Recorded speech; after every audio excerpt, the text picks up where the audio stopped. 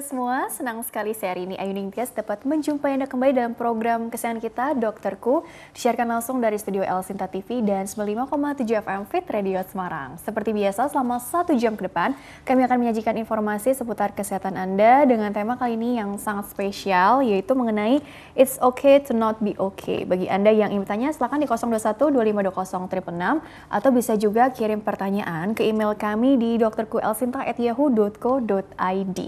Dan hari ini kita kehadiran kembali dengan narasumber kita, Ibu Leni Utama Afrianti, MC, psikolog.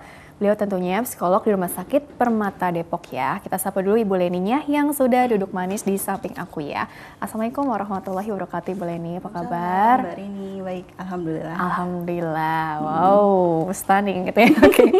Ibu Leni, hari ini kita mau bahas seputar, ini kok aku bertanya-tanya nih, kok temanya hari ini, wah seperti judul apa ya, serial drama Korea gitu ya. Walaupun aku nggak mengikutinya sih, tapi ini kan kabarnya kan juga hits nih, It's Okay to Not Be Okay. Tapi sebenarnya kan kita nggak bahas tentang drakornya itu ya Bu ya. Jadi sebenarnya kan apa sih yang dimaksud dengan it's okay to not be okay gitu ya. Karena kan siapa tahu ada teman-teman di luar sana yang sedang mengalaminya tapi nggak sadar kalau ternyata ada di fase tersebut gitu ya. Jadi secara pengertian ini apa maksudnya? Ya, baik, makasih Mbak Rini. Selamat pagi pemirsa di rumah. Jadi temanya menarik memang. Kalau cari tahu tentang definisi itu nggak ada. Iya ya, tapi maksudnya apa sih gitu kok sampai mau dibahas sekali gitu loh. Ya, karena menarik. Kebanyakan dari kita itu mengalami fase ini gitu. Mungkin bisa di usia remaja, dewasa gitu kan, dewasa ya sampai dengan mungkin usia lanjut. Ada perasaan ini. Gitu. Oke, ada perasaan ini. Perasaan ini ya, tanda kutip. Perasaan apa nih? Jadi sebenarnya terkadang kan kita hadir di dunia ini untuk memenuhi kebutuhan atau tuntutan orang lain, gitu ya, ekspektasi orang lain.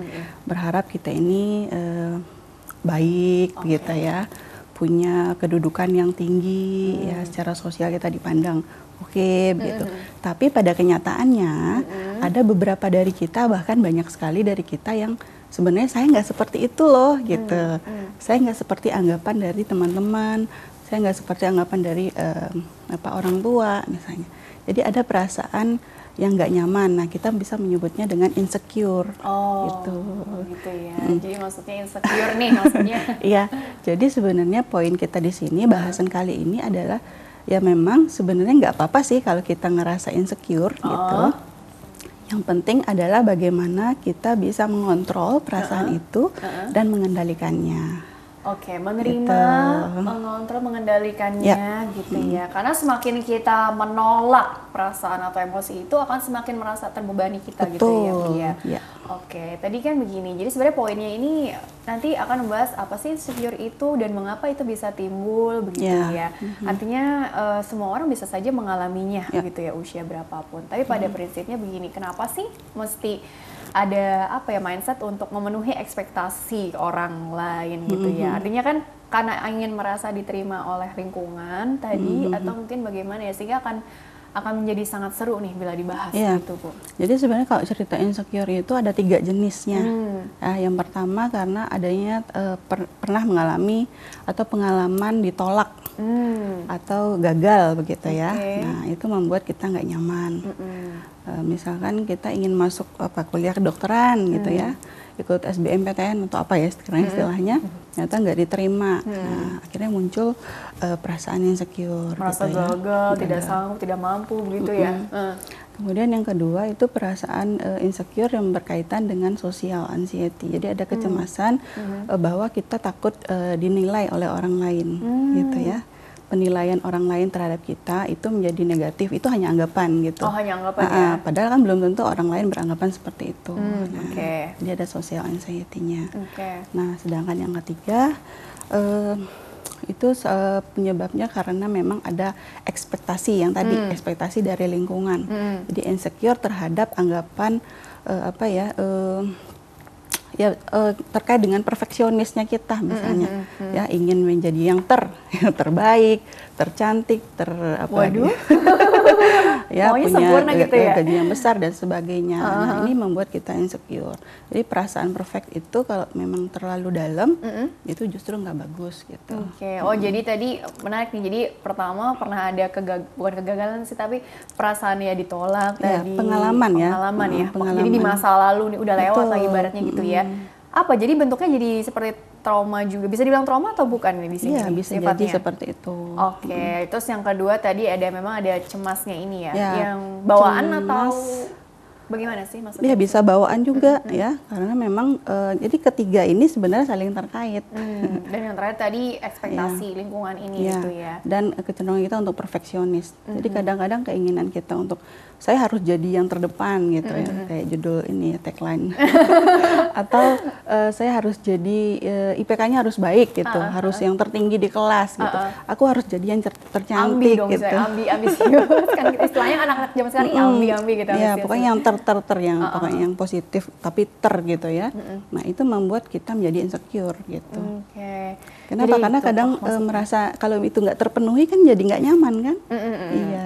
Terus sebenarnya begini, berarti kan ini problem bukan sih kalau kita punya insecure ini sendiri gitu. Artinya kan tadi nggak apa-apa kan sebetulnya gitu. Yang penting kita bisa mengelolanya, mengendalikannya agar menjadi apa sih insecure ini. Artinya kan kita punya energi yang apa ya istilahnya yang kurang positif. Terus kita mau ubah itu menjadi suatu motivasi kita untuk jadi orang yang jauh lebih baik gitu kan. Maunya seperti itu dong gitu kan. Jadi ini proses perkembangan diri juga ya dok ya?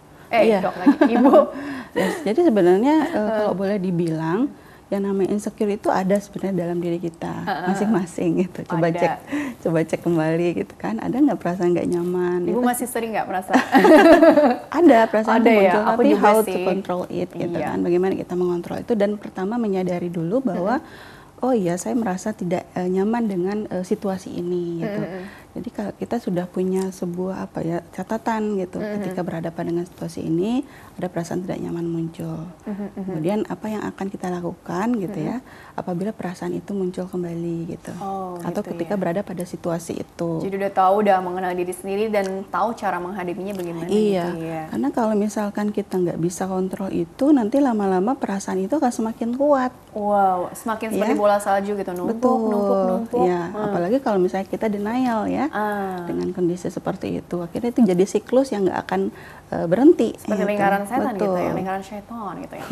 Tapi sebenarnya begini, ini kan tadi karena kalau dibiarkan, khawatirnya tadi kan jadi menumpuk, terus jadi artinya apa? Kecenderungan yang dikhawatirkan apa sih dari insecure yang bisa dibilang tidak terkendali dengan baik, terus over juga. Jadi pribadi yang nggak matang istilahnya, atau bagaimana ini nanti khawatirnya ke depan? Efeknya banyak nanti ya, bisa jadi memang kita nggak matang atau akhirnya kita nggak berani untuk mencoba, ya kan? Misalnya karena menghambat kesuksesan dong ya. Kayak jenis pertama tadi ya, takut akan ada pengalaman gitu kan, karena kemarin itu pernah ditolak, gagal, kemudian besoknya udahlah nggak mau lagi ngelakuin itu, pasti hasilnya akan sama gitu. Nah, kapan kita akan menjadi pribadi yang lebih baik kalau pikiran kita seperti itu? Gitu. Ini kan bahaya gitu. Kita nggak bisa jadi orang yang lebih baik lagi. Ya padahal waktu terus berjalan, usia bertambah begitu ya. Apakah kita akan menjadi orang yang sama dari tahun ke tahun? Nah, itu pertanyaannya. Gitu. Jadi sebenarnya kecenderungan setiap orang untuk mengalami insecure ini sendiri gitu ya, sehingga ada perasaan aku nggak oke nih gini-gini gitu ya. Itu sebenarnya apa ya Bu?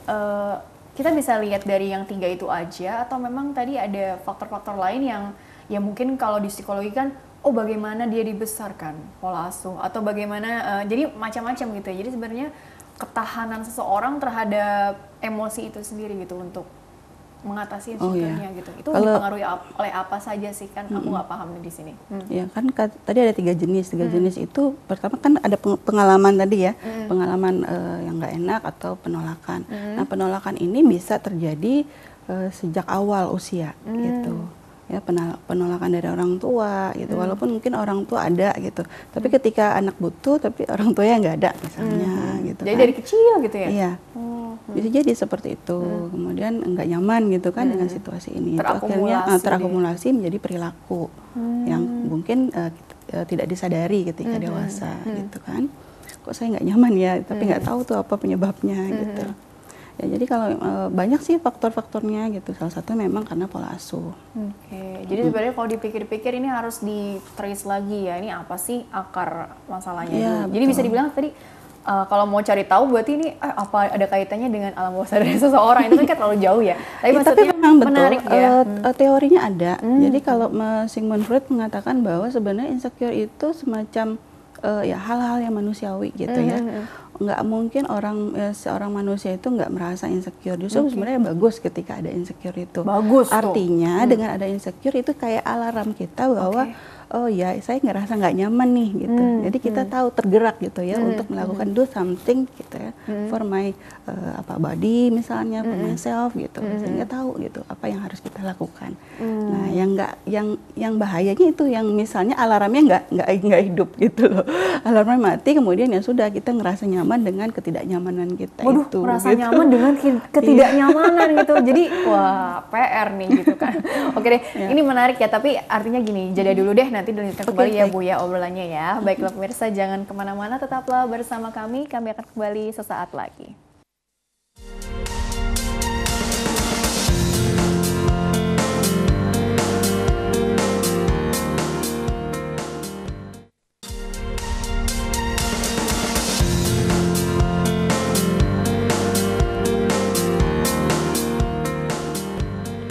Ya pemirsa, terima kasih Anda masih bersama kami program Dokterku, masih bersama dengan Ibu Leni Utama Afrianti MC, psikolog. Beliau adalah psikolog di Rumah Sakit Permata Depok, masih membahas mengenai It's okay to not be okay. Dan Bu Leni dilanjutkan kembali ya. Jadi tadi kan kata kuncinya sih sebenarnya ini bahas soal insecure.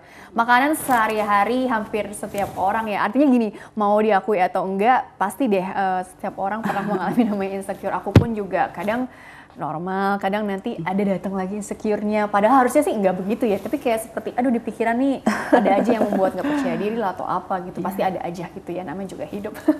Tapi sebenarnya begini Bu, soal insecure tadi ya, kan tiap orang pasti punya rasa cemas yang berbeda atau rasa takut yang berbeda terhadap suatu hal, dan bentuk-bentuk insecure itu sendiri juga bisa aja beda-beda tiap orang. Ada yang di relationship, ada yang di dirinya sendiri atau karir, kan macam-macam gitu ya. Tapi sebenarnya dalam sudut pandang ilmu psikologi gitu ya, ada nggak sih mungkin pelompokan bentuk-bentuk insecure itu seperti apa? Atau sebenarnya nggak ada sih? Bagaimana tuh Bu? Sebenarnya insecure itu apapun ya. Baik terhadap diri sendiri ya, contohnya apa, kok saya nggak berprestasi ya, kok saya bodoh ya, nah seperti itu ya, karena itu bisa mempengaruhi mungkin di karirnya nanti ke depan ya kan, kemudian itu juga bisa mempengaruhi bagaimana dia berrelasi ya, karena dia nggak nyaman. Jadi sebenarnya poinnya seseorang insecure terhadap apapun itu ketidaknyamanan dengan diri sendiri, merasa nggak aman, merasa terancam gitu ya. Nah, kurang lebih kaitannya nanti ke rasa ketidakpercayaan pada diri sendiri. Gitu. Harga diri gitu? Iya, bisa sampai ke situ. Jadi memang self-nya ya yang bermasalah. Oke, jadi seperti tadi lah contoh-contoh yang dari mencintai diri sendiri, menerima bentuk tubuh sendiri gitu ya, itu hal yang simple. Sebenarnya kelihatannya simple, tapi itu kan untuk seperti mencintai diri sendiri, menerima diri sendiri aja kadang nggak semudah yang dibayangkan gitu ya Bu ya. Nah, bayangan kita tuh kan nggak ada syukurnya ya, kurang bersyukur. Kalaupun ada yang bersyukur, oke, alhamdulillah. Tapi setelah itu masih membandingkan gitu ya kan. Kemudian lihat sosmed, kemudian kok dia cantik ya, kok dia putih ya gitu. Gitu dia pakai pakaian apa aja oke ya, kok saya nggak seperti itu ya. Nah, muncul lagi perasaan itu. Ya, itu kan artinya kita udah tahu nih, kalau memang kita sudah tahu kondisi itu, kenapa kita melakukan, ya kan? Kenapa kita masih membandingkan? Nah, harusnya kalau kita sudah tahu, berarti alarmnya harus nyala. Karena kalau terus-menerus membandingkan jadi kebiasaan tadi ya. Akhirnya menjadi perilaku. Akibatnya ya kita menjadi rendah diri, ya kan? Ngerasa nggak nyaman. Kenapa? Wah, akibatnya nanti bisa panjang. Dan itu ternyata bukan di remaja aja kan? Aku pikir, yang masih sering membanding-bandingkan tuh misalnya remaja atau mungkin usia-usia dewasa muda lah, yang masa-masa usia produktif ya. Iya, usia produktif lah ya, yang mungkin lagi ingin tadi mengembangkan diri sendiri, terus jadi pembandingnya mungkin teman-teman sebaya atau mungkin yang mungkin public figure yang usianya juga nggak jauh beda. Sebenarnya kalau meng-compare itu baik, ya kan? Meng-compare itu baik, nggak masalah sebenarnya. Yang menjadi masalah adalah ketika kita langsung menjustifikasi bahwa gitu ada sesuatu yang salah dengan diri kita, dan kita ngerasa tidak nyaman dengan itu. Seperti melabel, menjudge atau iya, apa? menjudge diri sendiri gitu ya. Kemudian kita tidak nyaman dengan itu dan menyalahkan keadaan gitu kan, menyalahkan situasi, menyalahkan masa lalu. Oh, menyalahkan masa lalu, situasi. Ya kan? Akhirnya itu jadi numpuk gitu. Nah, itu yang nggak boleh. Gitu. Jadi makanya sebenarnya sih nggak apa-apa kalau kita itu nggak apa-apa gitu, lagi nggak apa-apa tuh nggak apa-apa. Tapi yang penting adalah kita paham bahwa oh ya saya lagi ada sesuatu nih gitu. Saya harus kontrol itu. Nah, kebanyakan kita tuh nggak sadarnya di situ. Jadi kalau kita lagi merasa tidak aman, tidak nyaman terhadap suatu kondisi yang membuat kita nggak nyaman itu, jadi bagaimana reaksi kita yang artinya gini kan, apa sih harusnya bagaimana? Ya udah gitu. Terus kemudian apa yang bisa kita lakukan kalau begitu? Ya udah tapi tidak melakukan apa-apa, itu kesannya itu merasa aman, masih merasa aman tapi palsu gitu. Oh gitu. Jadi kan apa ya, perasaan itu muncul kemudian kita biarkan begitu saja, kita nggak keluar dari perasaan itu gitu kan, kita nggak bisa merilisnya, kita nggak bisa menyampaikan. Nah itu yang bikin apa ya, peristiwa itu muncul lagi, perasaan itu muncul lagi. Yang harus dilakukan adalah memang feel the pain. Ya. Nggak apa-apa ya merasakan rasa sakit itu betul, gitu. Itu memang bagian dari proses untuk memperbaiki gitu. Merepair itu memang kan nggak mudah. Ya, nah kita harus hadirkan dulu rasa sakit itu dan merasakannya betul-betul. Ini kenapa ya, kok saya nggak nyaman ya gitu. Iya. Tapi itu betul-betul harus muncul ya. Jadi bukan hanya sebatas oh ya saya nggak nyaman, terus saya tidur aja deh gitu. Nah, itu aman tapi palsu gitu. Oh gitu ya. Nah, jadi ada penghindaran dari sebuah situasi atau perasaan yang muncul pada saat itu. Harusnya feel the pain. Jadi rasakan sakitnya. Oh ya kok saya kayak gini ya. Gitu. Jadi munculkan aja pertanyaan-pertanyaan ya, rasain aja gitu ya, nyeri-nyerinya, sakit-sakitnya memang harus gitu seperti ya. itu. Gimana seperti itu gitu ya. Oh, menerima bahwa ya hidup tuh nggak melulu seperti yang kita inginkan sesuai ekspektasi gitu ya. Karena cerita tentang insecure itu pasti bercerita tentang ketidaknyamanan, ya, rasa bersalah, dan itu nggak enak banget kalau dibahas gitu. Nah kita itu suka denial, nolak. Nah, harusnya memang feel the pain, rasakan sakitnya. Oh ya saya ternyata nggak nyaman di posisi ini, saya nggak nyaman dengan perasaan ini, kayak apa yang akan saya lakukan berikutnya. Dan apabila ada situasi yang sama muncul, reaksi apa yang akan saya munculkan agar perasaan itu menjadi berkurang, gitu. Perasaan insecure itu pasti ada karena itu seumur hidup ya nanti. Kan itu seperti siklus yang kata teori Sigmund Freud mengatakan sebenarnya insecure itu adalah sesuatu yang manusiawi. Ya kan setiap manusia merasakan itu gitu. Betul. Jadi harus sekali lagi diterima, memahami bahwa emosi itu beragam. Intinya nggak selamanya tadi harus sesuai harapan, happy, ada sedih, ada kecewa, ada marah, ada macam-macam gitu ya. Roller coaster ya. Iya, namanya kehidupan ya nggak sih? Naik turun. Dan kita memang harus bisa menerima itu gitu. Jangan apa ya, samakan kehidupan ini seperti drama Korea gitu ya. Makanya jangan kebanyakan nonton drakor kali ya. Maaf ya, nggak apa-apa. Asal jangan terbawa pada situasi. Iya. Apa dramanya gitu. Jadi kita harus hadapi kenyataan gitu, karena pasti yang namanya hidup ada senang, ada sedih, ya, ada gembira, ada bahagia gitu, dan rasanya itu beragam gitu. Berarti gini, cara taunya bahwa kita bisa nih punya kemampuan buat menghandle insecure yang kita punya ini, atau kapan aku nggak bisa deh, udah diatasin sama diri sendiri, mesti dibantu sama bule ini deh gitu, ibaratnya tuh bagaimana ya, kapan gitu. Jadi batasan apa yang bisa kita berikan untuk menilai diri sendiri gitu ya, bahwa ini insecure ini masih dalam level normal, wajar, atau udah terlampau berlebihan sehingga kita jadi nggak mampu untuk produktif, berkembang. Nah itu kan perlu tahu juga itu batasan-batasannya. Ya kalau memang tidak merasa nyaman ya dengan kondisi itu bisa mempengaruhi perilaku. Ya akibatnya mungkin pagi jadi males gitu, enggan untuk beraktivitas harian. Ya. Jadi malas ngapa-ngapain, jadi kehilangan minat untuk melakukan aktivitas yang mungkin biasanya kita suka lakukan, jadi sekarang menjadi berkurang gitu. Menganggap saya nggak akan mampu, gitu ya. Menganggap saya nggak bisa nih ngelakuin ini. Menganggap bahwa orang lain pasti akan nilai saya jelek kalau saya sudah melakukan itu. Padahal saya sudah berusaha. Tapi dia mengatakan bahwa orang lain akan menilai jelek. Padahal kan belum tentu itu terjadi gitu kan. Nah, itu bisa berpengaruh memang. Jadi kalau memang sudah sampai sebatas itu, sampai batas seperti itu, jadi merasa kehilangan pleasure gitu ya, suatu yang menyenangkan, ya sudah, berarti boleh minta bantuan ke profesional. Sebaiknya memang ke profesional. Kenapa? Karena kalau kita cerita konseling dengan orang yang mengenal kita, itu ada sisi dari mereka yang semacam subjektivitas yang muncul, gitu. Ya, ada akibatnya melebel. Kalau kita ke profesional, itu profesional tuh mereka ngelihat bukan kamunya, tapi ngelihat lebih kepada masalahnya, gitu. Tapi kalau orang yang kita kenal ngelihatnya kamunya atau personnya. Jadi kalau mau ketemu psikolog, kalau aku kan kena bulan ini cari yang enggak ya, bercanda ya. Tapi pada prinsipnya begitu ya. Jadi memang secara objektif lah ya penilaiannya. Ya memang harus objektif betul, gitu. betul. Jadi kita nggak judge personnya, tapi lebih kepada masalahnya. Gitu.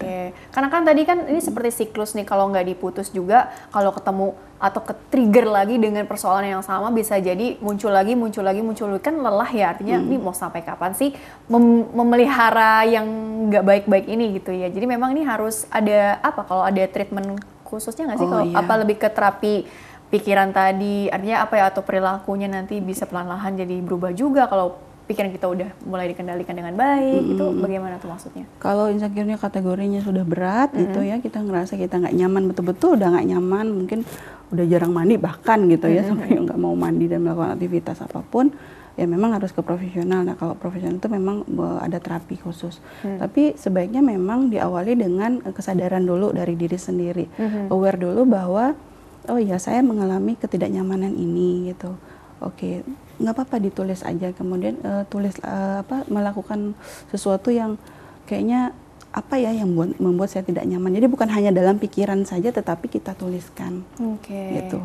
Kita bisa cek ya, melakukan semacam checklist gitu ya, dalam diary kita, apa sih yang membuat kita tidak nyaman, apa yang ingin saya lakukan. Nah itu betul-betul harus dari dalam tuh, harus ditingkatkan intensitas perasaannya. Jadi kalau hanya sekedar ingin berubah tetapi tidak melakukan apapun, ya sama aja gitu, kita akan berada di situ terus. Tapi kalau misalnya kita menulis, kemudian kita melakukan checklist, ya apa yang saya hadapi hari ini, kemudian apa yang ingin saya inginkan dalam hidup. Nah itu kita yang harus jawab sendiri. Jadi belajar mengenal diri sendiri juga. Betul. Ya dalam problem solving ini gitu ya. Apa kelebihan kita, apa kekurangan kita, fokus pada apa yang bisa kita lakukan. Gitu ya. Memang sih kalau ngomong kelihatannya enak ya teorinya gitu, tapi prakteknya tadi memang butuh konsisten, kesabaran gitu ya. Dan nggak apa-apa, nggak ada yang instan juga gitu ya Bu ya. Artinya dalam proses menuju aman, mencapai rasa aman itu sendiri, artinya memang kadang-kadang udah merasa aman tapi nanti balik lagi. Jadi seperti maju mundur gitu, tapi tetap harus terus jalan tetap gitu kita harus tetap jalan, waktu berjalan, usia nambah gitu kan. Kita nggak bisa terus melihat ke belakang saja. Tadi disampaikan di segmen awal, ya sudah, kalau memang kita mau berubah, ya sudah, apa yang akan kita lakukan, harus move gitu.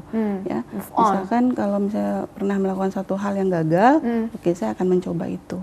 Gitu ya. Kan itu aku yang dulu yang mungkin belum belajar, sekarang aku yang sekarang udah belajar banyak gitu jadi ya. Semacam refleksi ya, refleksi pada diri. Oke, kurang lebih begitu ya. Oke, kita masuk ke pertanyaan dari email dulu ya, karena ini pertanyaan dari email juga cukup panjang, jadi nanti bisa Ibu beri tanggapan juga lebih detail ya. Jadi bagi pemirsa yang ingin bertanya via email, silakan kirim saja pertanyaan ke email kami di drkuelsinta@yahoo.co.id. Format lengkapnya di bawah ini, nama, usia, tempat tinggal Anda, dan pertanyaannya sedetail mungkin ya. Pertanyaan pertama ini dari Aulia. Aulia ini dari Jakarta Barat, usianya 25 tahun. Pertanyaan seperti ini. Halo dokterku, saya mengalami fase anhedonia. Saya baru menjalani konseling dengan psikolog. Pertanyaannya, manakah yang sebenarnya terbaik untuk saya? Apakah ke psikolog atau psikiater? Karena saya pernah baca kalau anhedonia itu harusnya menjalani pengobatan ke psikiater, bukan psikolog gitu ya. Terima kasih. Oh, tapi sebenarnya berarti ini ada yang memberitahu sebelumnya ya, mungkin dari hasil konseling itu, oh kamu mengalami fase anhedonia ini nih gitu. Sebenarnya ini anhedonia itu apa sih gitu ya? Mungkin ada penjelasan secara rincinya, atau mungkin langsung tanggapan juga boleh gitu ya. Ini harus kemana sih kalau memang ada di fase seperti ini, Bu? Ya, ini sudah konsul, kemudian diagnosanya apa? Anhedonia. Anhedonia ya. Itu kayak kehilangan minat ya, yang tadi disampaikan, kehilangan apa ya, sesuatu yang menyenangkan tapi udah nggak ngelakuin lagi. Lawan dari hedon kali ya. Ya. Jadi iya ya, lawannya dari hedonnya itu sendiri. Misalnya kan ya. Cuman kalau dilihat dari cirinya, dari jenis itu yang kemungkinan itu ada depresinya, ya, semacam depresi mungkin ringan ya. Nah ini saya kan nggak tahu, harus periksa dulu betul-betul gitu ya. Ciri depresinya ada nggak di situ? Ya. Sebenarnya ciri depresi banyak sekali ya. Salah satunya memang kehilangan minat, kemudian banyak sekali makan atau bahkan makannya berkurang gitu ya. Kemudian nggak mau melakukan aktivitas yang tadinya menyenangkan, atau kayak hobinya yang tadinya dilakukan sekarang nggak mau gitu. Bahkan ada keinginan untuk bunuh diri gitu. Nah itu yang sudah berat. Makanya fasenya itu harus betul-betul dicek lagi apakah termasuk jenis apa ya gangguannya. Kalau memang sudah depresi, memang dibantu sebaiknya dengan obat. Ya, ada antidepresan dari psikiater. Gitu. Begitu ya tanggapannya. Jadi memang harus berbarengan juga sih sebenarnya sebaiknya. Jadi boleh ke psikiater juga, kemudian sampai ke psikolog. Tapi kalau memang merasa nyaman dengan psikolog, dengan hanya konseling dan terapi tanpa obat medis gitu ya, itu pun bisa. Kalau depresinya itu masih ringan. Oke. Ya. Karena kalau memang kategorinya depresi ini sebenarnya ada ketidakseimbangan juga nggak sih? Maksudnya di hormon ya, atau di zat-zat kimiawi yang ada di otak. Jadi memang untuk melakukan hobi tadi atau mencari kesenangan itu ya seperti ya nggak bergairah aja gitu, menarik diri dari yang dia senangi, dari lingkungan gitu. Dan itu kan butuh waktu juga ya untuk sampai bisa bangkit lagi. Makanya tadi apa perlu bantuan psikiater dengan obat-obatan, kan siapa tahu bisa membantu keseimbangan yang tadi ya kan. Iya, makanya dicek kembali dalam 30 hari terakhir gitu ya, ada perasaan-perasaan nggak nyaman nggak, perilaku apa yang muncul, sakit kepala dan sebagainya, itu ada biasanya kuesionernya, dan dicek gitu kan. Kalau memang dia ada depresi masih ringan, itu saya sarankan ke psikolog saja dengan terapi tertentu ya, tergantung karakter dari kliennya atau pasiennya. Ya, tapi kalau sudah berat ya sebaiknya ke psikiater. Oke, tapi sebenarnya begini ya Bu ya, kalau kita bicara secara umum, setiap orang yang merasa nggak nyaman, insecure lah ini kita bahasnya kan, bisa jadi nggak tahu nggak sih akar masalahnya itu apa gitu. Jadi apa ya, kan dulu pernah dibahas juga ya sama Ibu ya, seperti fenomena gunung es nih. Ujungnya nih insecure gitu ya terhadap sesuatu, misalkan X lah gitu. Tapi sebenarnya di bawahnya ini yang nggak ketahuan ini, nah ini yang mungkin perlu bantuan psikolog ini ya, betul. maksudnya untuk ngegali akarnya. Iya kan, kita kadang nggak tahu. Ternyata kejadian yang ini yang ternyata jadi memicu sekarang jadi merasa insecure atau apa gitu ya. Jadi itu sebenarnya bagaimana tanggapan Ibu untuk yang seperti itu tuh? Iya. Jadi sebenarnya apapun, kebanyakan dari jenis penyakit psikologis itu diawali dari trauma. Sebenarnya ya, semuanya itu dari trauma, mau depresi gitu ya, mau mungkin bipolar juga gitu. Ada traumanya di situ, di samping mungkin ada sistem saraf, ada hormon juga yang bekerja gitu. Ya, jadi memang kalau bicara itu memang harus pakai teknik tertentu gitu. Agak kompleks gitu ya. Tapi memang jadi basicnya kalau mau ditelisik lagi ya ada trauma sebetulnya ya. Iya, kebanyakan itu dari pasien yang pernah saya tangani itu rata-rata ya, itu 80-90% itu trauma semua. Trauma tuh sebenarnya jadi kayak tadi bola salju yang intinya kan apa ya istilahnya, terpendam gitu, dan tidak selesai, emosi yang tidak tuntas, belum terselesaikan dengan baik ya. Jadi itu. Jadi ceritanya kalau memang masa kecil sebenarnya itu nggak apa-apa, menurut dia nggak apa-apa, tapi ternyata ada sesuatu yang bikin dia nggak nyaman ketika dia ketemu lawan jenis gitu, misalnya. Di refresh gitu. Berarti ada sesuatu nih di belakang, ada apa? Itu kita cek lagi. Itu kan ada perasaan insecure kan yang muncul. Gitu ya, memang, kurang lebih seperti itu ya. Jadi kalau pertanyaannya siapa tadi, Aulia? Mbak atau Mas? Mbak kali ya, kayaknya Mbak Aulia. Jadi kalau misalnya kehilangan minat itu biasanya ya secara medis memang kaitan dengan hormon. Jadi kalau ke psikiater memang dimunculkan kembali hormon. Kurang zat apa gitu ya? Jadi ada hormon dopamin, serotonin ya yang menyenangkan ya, yang hormon senang itu berkurang. Yang muncul justru hormon kortisol, ya, hormon pemicu stresnya, ya, hormon stresnya yang muncul di situ. Jadi hormon stres lebih tinggi, yang ini mengalahkan ya hormon senang, sehingga kehilangan sesuatu yang harusnya biasa dilakukan menjadi nggak mau lagi gitu. Jadi mungkin kalau untuk bantuan obat tuh maksudnya untuk meregulasi tadi ya supaya hormonnya jadi jauh lebih seimbang ya. Jadi kan harapannya dopaminnya naik, serotoninnya naik, kortisolnya menurun gitu ya. Kurang lebih begitu sih maksudnya ya. Oke. Dicek kembali aja. Dicek kembali lagi aja. Cek. Oke. Cek ke psikolog ya atau ke psikiater tadi ya. Mungkin ya begitulah tanggapannya. Oke, pertanyaan selanjutnya ini dari Tia Bekasi. Nah, ini berkaitan nih pertanyaannya dengan pembahasan Ibu sebelumnya mengenai di usia 30 nih. Oke, apakah wajar masih suka merasa insecure dan bagaimana mengatasi rasa insecure tersebut? Memangnya ada yang ngomong usia 30 nggak boleh insecure gitu ya? Karena kan tadi semua orang juga pasti mau nenek-nenek kakek-kakek juga bisa aja merasa insecure. Kan permasalahan itu kan selalu ada di setiap hidup ya. Jadi bagaimana nih, ada anggapan kalau usia matang tuh harusnya sih udah ya tadi pribadinya tuh udah nggak gampang apa ya istilahnya, lembek lah ya, ada pemicu sedikit. Memang idealnya seperti itu ya, tapi berarti kan ada ideal di situ ya, idealisme, ada ideal yang terbangun dari sosial masyarakat. Oh, ekspektasi tadi ya, balik lagi ya. Jadi usia 30 tuh harusnya matang, harusnya ini, harusnya itu gitu, harusnya udah nikah misalnya gitu kan. Itu bikin gak nyaman tuh. Oke. Benar-benar. Ya kan pasti bikin gak nyaman, apalagi langsung ngena di permasalahannya dia sendiri ya secara pribadi, itu langsung kesel banget tuh bawaannya. Kok dia ngomongin itu sih, padahal gue baik-baik aja misalnya kan. Ya sebenarnya kalau baik-baik aja, betul-betul baik-baik aja sih nggak masalah gitu. Yang menjadi masalah adalah kok ada ketika orang ngomong itu saya baik-baik saja tapi malamnya keingetannya, kepikirannya gitu. Berarti sebenarnya nggak baik-baik aja juga dong. Iya, berarti aman tapi palsu yang tadi yang tadi udah dibahas ya. Tadi disampaikan sebenarnya insecure itu ada di setiap usia gitu ya, mulai dari remaja, bahkan anak kecil pun sudah bisa merasakan insecure. Ya contohnya ketika dia berangkat sekolah kemudian ditinggal oleh ibunya gitu kan, anak TK, anak kelas 1 SD nih yang mau masuk sekolah ya. Ibunya sampai harus duduk di kelas gitu ya. Nah itu kan ada insecure sebenarnya di situ. Cuman tingkatannya berbeda gitu. Nah dengan usia 30 tahun gimana bedanya?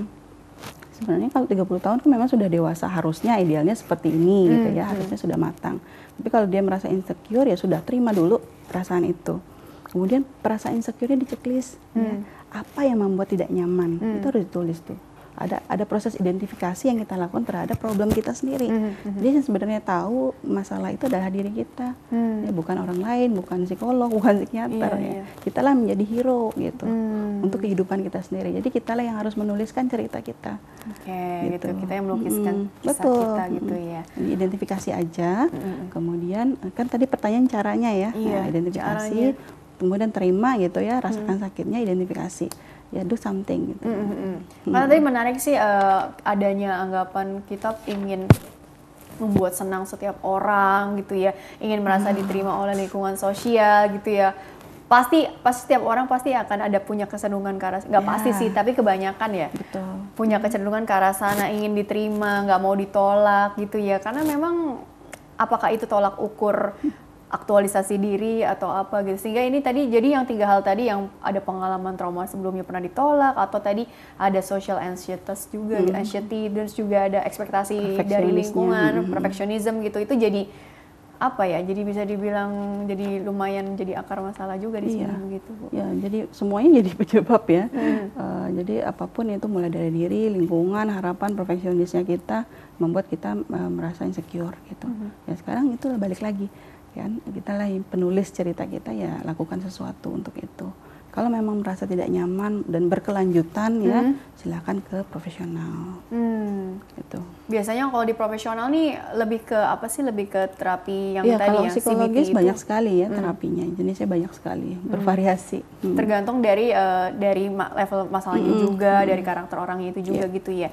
Tapi ini tadi menarik ya kalau kita mencoba tadi ya, paling nggak sebelum kita ke psikolog gitu ya, mau mencari tahu sebenarnya, mau belajar mengenali diri kita sendiri gitu ya. Jadi sebenarnya apa sih yang membuat aku seperti ini gitu ya. Tadi ada kaitannya nggak sih yang tadi kan pola asuh tadi sempat dibahas, terus juga sampai ditemenin sama ibunya ke sekolah karena saking takutnya, cemasnya gitu ya. Jadi ada pengalaman apa sih, kayak mungkin attachment yang terlalu berlebihan atau apa, sehingga jadi menarik nih untuk dibahas lagi lebih dalam. Kalau untuk hal-hal tersebut bagaimana itu? Kalau kita mencoba lihat, menggali lagi gitu dari kalau cerita tentang attachment, ada insecure dan secure memang. Kalau cerita ke anak tadi ya yang sekolah kemudian ibunya harus duduk menemani dia di kelas, ya itu kaitannya dengan attachment yang insecure gitu. Jadi ada semacam apa ya kayak anxious ya, anxious attachment gitu. Mungkin nanti kita bisa bahas ya di segmen di episode selanjutnya gitu. Karena ini beda lagi, tapi intinya yang namanya insecure itu memang penyebab trauma. Attachment itu karena memang ada sesuatu yang nggak nyaman ya terkait dengan relasi di awal. Ya, relasi di awal itu dengan figur ibu. Jadi primernya. Jadi kenapa sih ibu nggak ibu tuh ada gitu saat aku butuh ibu nggak ada misalnya. Nah yang kayak gitu jadi akhirnya menjadi posesif ya, nggak boleh ibu nggak boleh kemana-mana. Nanti ketika dewasa itu bahaya juga, nanti preoccupied itu ya, jadi kayak posesif sama pasangan ya kan banyak juga kasusnya takut ditinggal dan terhadap pasangan, takut ditinggal segala banyak macam sekali, ya. banyak sekali. Baik Ibu, kita jeda dulu sebentar, nanti dilanjutkan di segmen terakhir ya. Baiklah pemirsa, jangan kemana-mana, tetaplah bersama kami akan kembali sesaat lagi.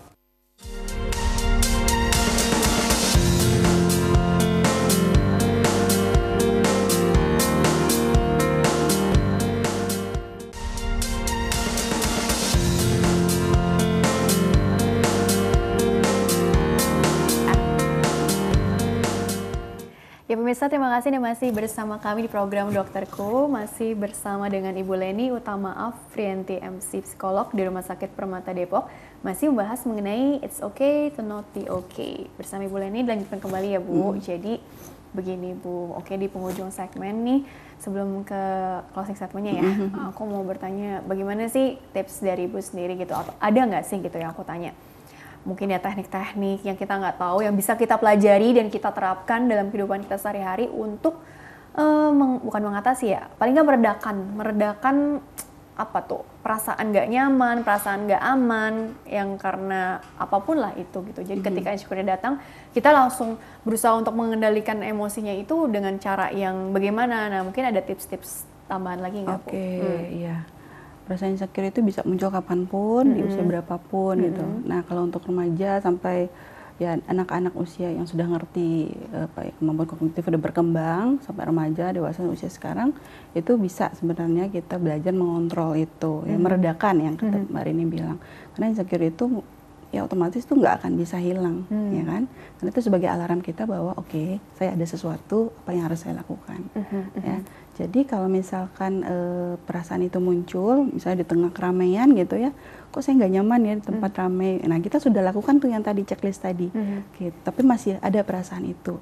Feel the pain dulu, gitu kan, rasakan dulu sakit. Kok nggak nyaman, rasakan ketidaknyamanannya itu, ya.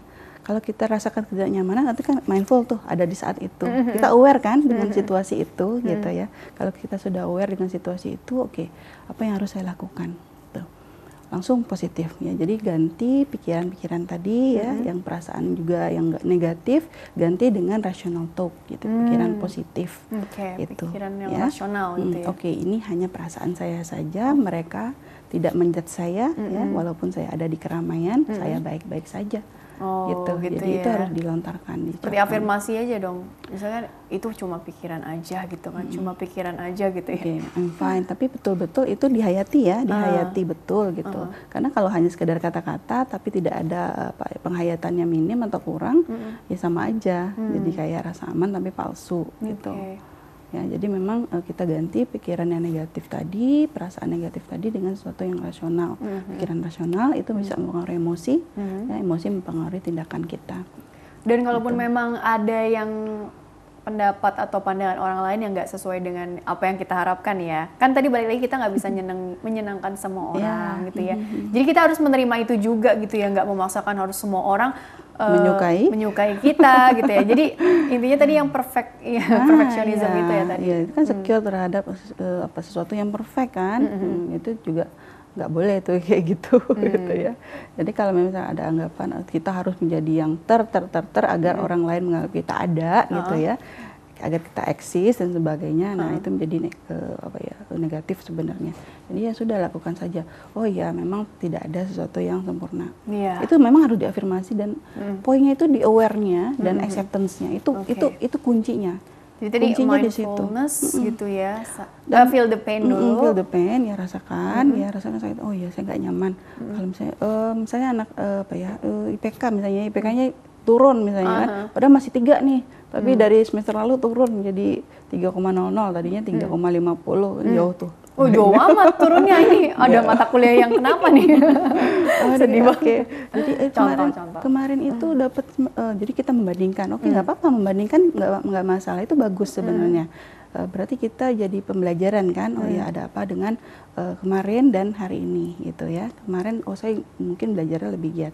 Nah, hari ini bagaimana? Oh ya, karena ya pembenaran atau apapun, yang penting kita sadar bahwa oh ya kemarin karena corona gitu ya, pandemi dan sebagainya, butuh adaptasi pembelajaran yang tadinya tatap muka menjadi e-learning ya. Tapi itu memang realnya, kenyataannya seperti itu. Tapi yang kedua adalah oh ya, karena proses e-learning itu memang proses adaptasi saya nggak maksimal, saya kurang maksimal.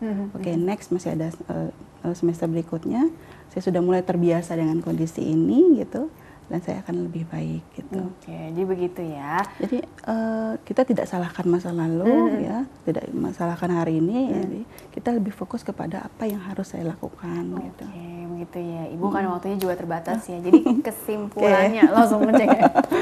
Kesimpulannya ini begitu singkat saja yang mengenai tema hari ini, silakan Ibu. Ya, jadi sebenarnya nggak masalah sih gitu ya, kalau kita ngerasa nggak oke gitu, that's normal, itu manusiawi banget, karena itu juga sesuai ya, memang teori psikoanalisa juga ada seperti itu. Yang terpenting adalah ketika perasaan tidak oke itu muncul, kita belajar untuk aware, belajar untuk merasakannya, kemudian tahu apa yang harus dilakukan setelahnya. Oke, gitu. Bagus sekali ya penutupnya. Oke, Ibu, terima kasih telah berbagi ilmunya di sini. Insya Allah membawa banyak manfaat untuk orang banyak, sukses dan berkah selalu untuk Ibu Leni ya. Baiklah, pemirsa, terima kasih juga Anda telah mengikuti program ini. Saya Rini Ayuning Tias beserta seluruh yang bertugas mohon undur diri dari hadapan Anda. Sekian dan sampai jumpa.